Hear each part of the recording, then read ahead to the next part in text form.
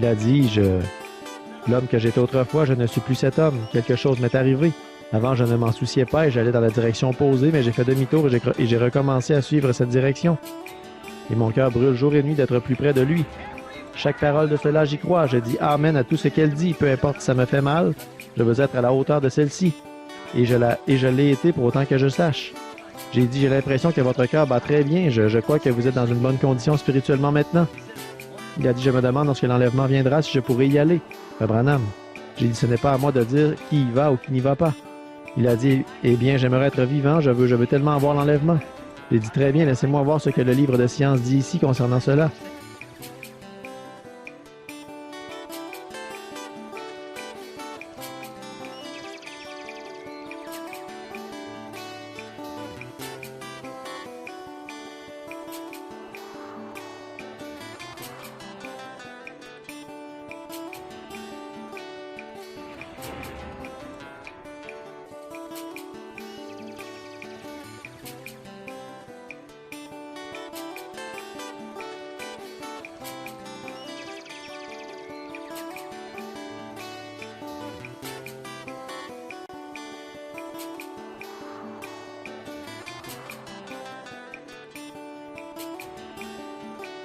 Maintenant, un homme, M. Dow, m'a demandé ici il n'y a pas longtemps, il a dit, Frère Branham, je vieillis.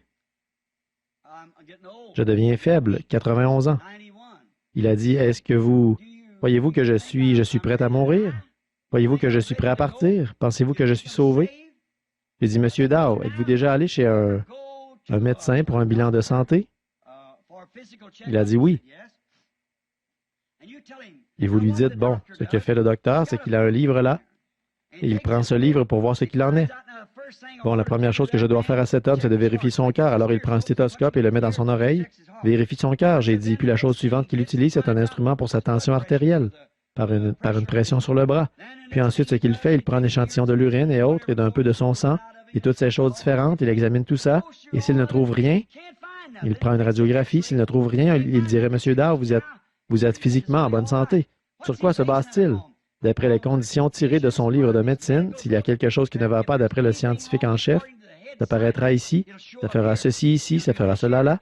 Donc, pour autant qu'il sache à ce sujet, vous allez bien, voyez, physiquement. Maintenant, j'ai dit, dans ce cas-ci, je fais un examen de l'âme. Voyez? Et Dieu, pour l'âme, n'a qu'un seul instrument. C'est vrai, c'est sa parole. C'est sa parole. Et Jésus a dit dans Jean 5, 24, « Celui qui écoute ma parole, maintenant,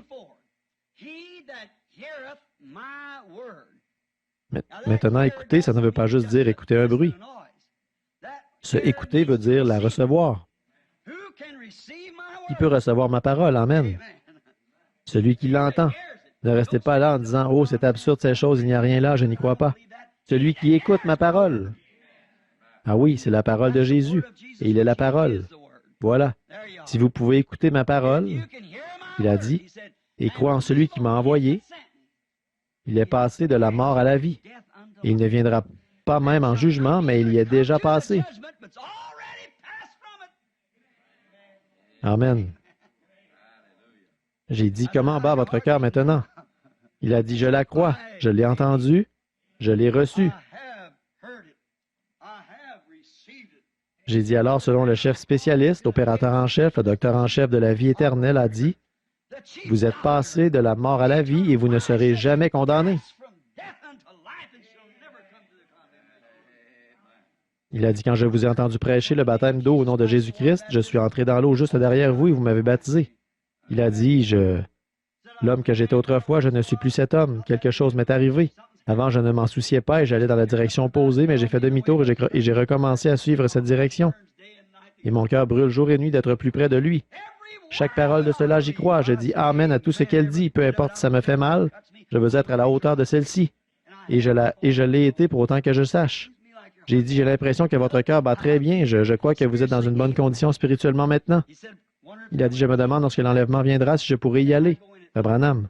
J'ai dit, ce n'est pas à moi de dire qui y va ou qui n'y va pas. Il a dit, eh bien, j'aimerais être vivant, je veux tellement voir l'enlèvement. J'ai dit, très bien, laissez-moi voir ce que le livre de science dit ici concernant cela. La science de l'âme ici. Jésus, eh bien, il dit ceci dans 2 Thessaloniciens au chapitre 5. Nous les vivants qui serons restés jusqu'à la venue du Seigneur, nous ne devancerons pas. Cela signifie entraver. Ceux qui se reposent, qui dorment. Car la trompette de Dieu sonnera et ceux qui dorment ou qui se reposent se lèveront en premier et revêtiront l'immortalité. Alors nous les vivants, ce jour-là, à ce moment-là, une fois qu'ils seront ressuscités, nous serons changés en un instant, en un clin d'œil, et nous les rencontrerons. Puis nous monterons à la rencontre du Seigneur dans les airs, et nous serons enlevés avec eux. Que vous dormiez ou que vous ne dormiez pas, quoi que vous fassiez ou ne fassiez pas, que vous soyez enterrés ou pas même enterrés du tout, vous venez quand même. Rien ne peut vous en empêcher. Vous serez là.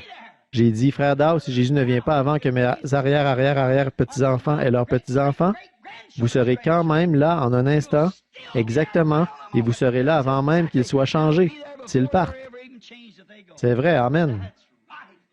Il y a une bénédiction à venir, tout comme il y a une colère à venir. Oh, nous devons nous attendre à l'une des deux ce soir. Vous devez soit vous attendre à ce que la colère tombe sur vous et qu'elle vous détruise, ou vous devez vous attendre à la résurrection du Seigneur Jésus. Le même Dieu qui a promis je suis si heureux. J'attends la venue du millénium, ce jour béni, où notre Seigneur viendra chercher son épouse qui l'attend. Oh, mon cœur crie, soupire après ce jour de délivrance, quand notre Jésus reviendra sur la terre. Alors le péché, la tristesse, la douleur et la mort de ce monde obscur cesseront dans ce règne glorieux avec Jésus de 1000 ans de paix. Oh là là! Et nous serons pour toujours avec le Seigneur. Voyez?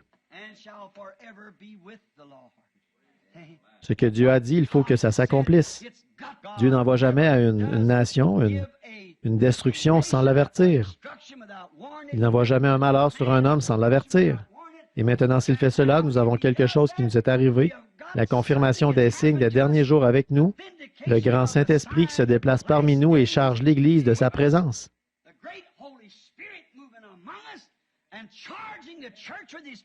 Confirmant sa parole. Alors l'Église se prépare à monter dans le ciel un de ces jours par la puissance de Dieu, parce que c'est un avertissement de rejeter tout fardeau et le péché qui nous enveloppe si facilement, afin que nous puissions nous envoler avec patience dans la course qui nous est ouverte vers le chef et le consommateur de notre foi. Que Dieu vous bénisse, Église. Tiens la main du Dieu vivant. Oui, monsieur, si vous sentez sa présence, allez vers lui. S'il y a quelque chose de mal dans votre cœur, rectifiez-le. Il ne nous reste plus beaucoup de temps. La venue du Seigneur est proche. Croyez-vous en lui? Oh là là! N'est-ce pas que ça va être merveilleux là-bas? Quel temps quand je verrai les anciens combattants marcher dans ce paradis? Oh là là, je m'attends à cette heure.